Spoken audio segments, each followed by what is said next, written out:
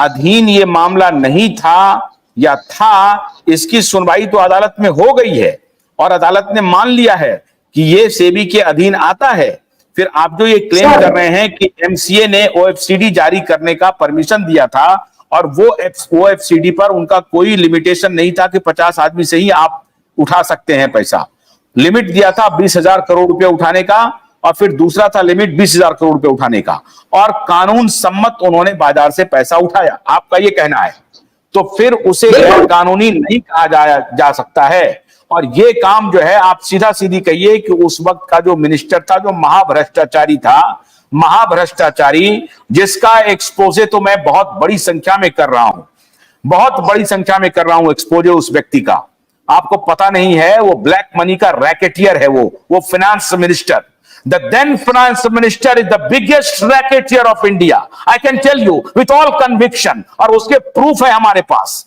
The then finance minister। अब लेकिन मैं अभी उसमें नहीं जाना चाहता हूं। आप हमको ये बताइए, आप हमें ये बताइए कि आपका ये तर्क है कि मिनिस्ट्री ऑफ कॉर्पोरेट अफेयर्स से लेजिटिमेट आधार पर, लेजिटिमेट आदेश के तहत सहारा ने 40,000 करोड़ रुपए या 20,000 करोड़ रुपए उठाए, जिसको कि ये कहा गया सेबी के तरफ से कि तुम ये पैसा उठाने के हकदार नहीं हो, और ये मामला पूरा चला है। ये आप कह रहे हैं ना, सिंपल भाषा ये है सर। इसके अलावा सर, एक मिनट रुकिए, थोड़ा सा, एक मिनट थोड़ा सा रुकिए, पहले बोल लीजिए, फिर मैं नागेंद्र जी से बात करता हूं। बोल लीजिए आप।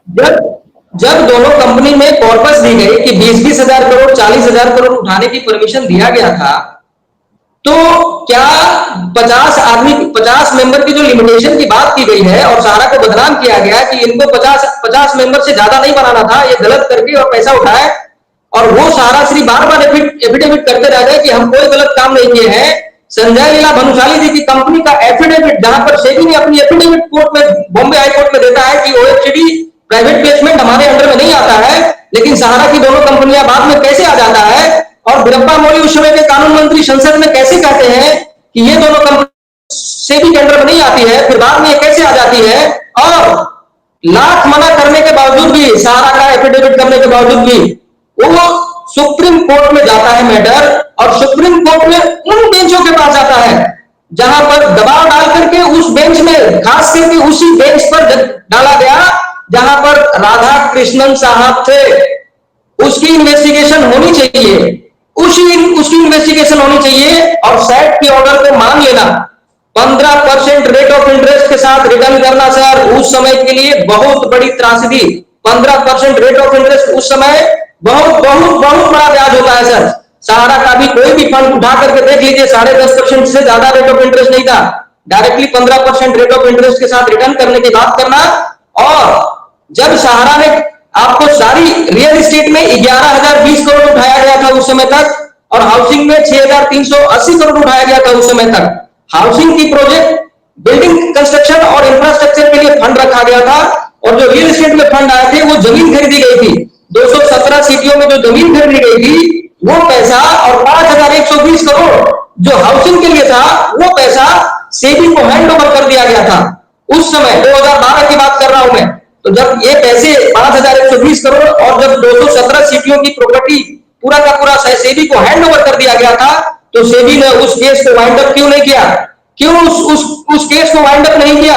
और क्यों 15% इंटरेस्ट लेने के लिए सहारा के ऊपर दबाव बनाते रहा? इसका भी इन्वेस्टिगेशन होना चाहिए।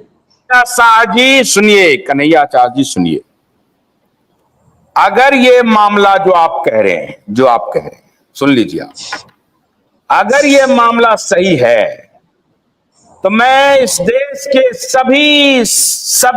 सभी मेन स्ट्रीम मीडिया संस्थान और इस देश की शीर्ष अदालत और इस देश के तमाम अपोजिशन और सत्ता में बैठे हुए नेता सबको चुनौती दूंगा, आप चिंता मत करिए, कि भाई नेटवर्क इन चापलूसों, चोरों, दलालों, बेईमानों, चौकड़ियों को एक्सपोज करने के लिए सर पे कफन बांध के खड़ा है। सुन लीजिए आप, इन बेईमानों को नंगा करूंगा, और अदालत की जो दलाली चली है, अगर यह बात सच साबित हो गई, और ये ध्यान रख लीजिए, पीआईएल जो लगी है, उस पीआईएल में अगर यह मामला एक्सपोज हो गया तो ध्यान रखिए, मुंबई में जो सबसे बड़ा दलाल बैठा है ना अभी, जिस चौकड़ी की इसकी हैकड़ी हमने बंद कर दी है, जिसको बड़ा बड़ा सैटेलाइट चैनल 3-3 महीना 4-4 महीना चला करके चुप नहीं कर सका,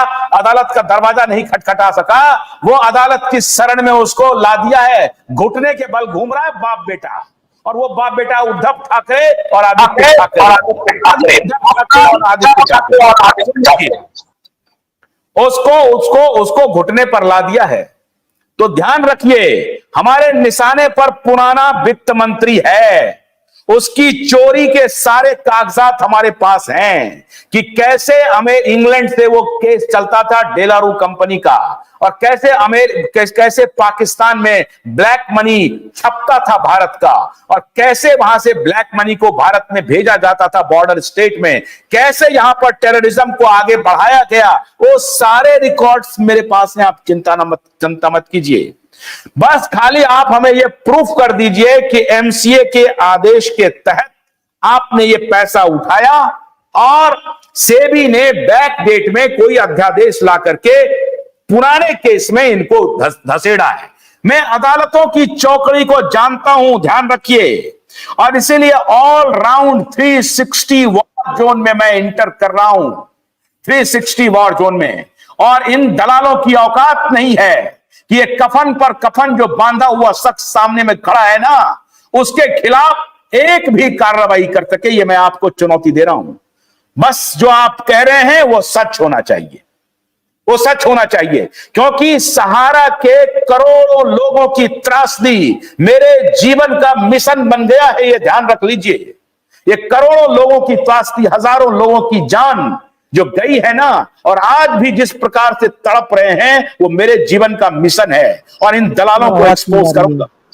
ये मैं आपको मैं चुनौती दे रहा हूं, लेकिन आप सच बोलिए, आप बोलिए सहारा को कि सारे तथ्य हमारे सामने आए, और उनके दलाल वकील अगर उनके लिए ठीक से, और ये दलालों की जो चौकड़ी उन्होंने खड़ी की, ये दलाल सेटिंग गेटिंग करने वाले हैं, मैं उनको वकील मुहैया कराऊंगा, चिंता मत कीजिए, जो इनको नंगा करेगा, इनको नंगा करेगा। और इसीलिए पीआईएल जो चौकड़ी बनी है ना, पीआईएल जो वकील पीआईएल लेके आए हैं ना, वो ध्यान रखिए, उसमें सारी बातों को नंगा किया जाएगा, सारी बातों को, कौन कौन था इसके पीछे में। और अगर आपके कंपनी की तरफ से किसी ने दलाली की तो वो भी नहीं बचेगा। अगर उन्होंने गुमराह किया है, उन्होंने जनता का शोषण किया है, तो वो नहीं बचेगा। कन्हैया जी, ये ध्यान रख लीजिए, मैं लाइन ऑफ फायर पे सबके रखा हुआ हूं, इसलिए ईमानदारी से बताइए क्या कहना चाहते हैं, बोलिए।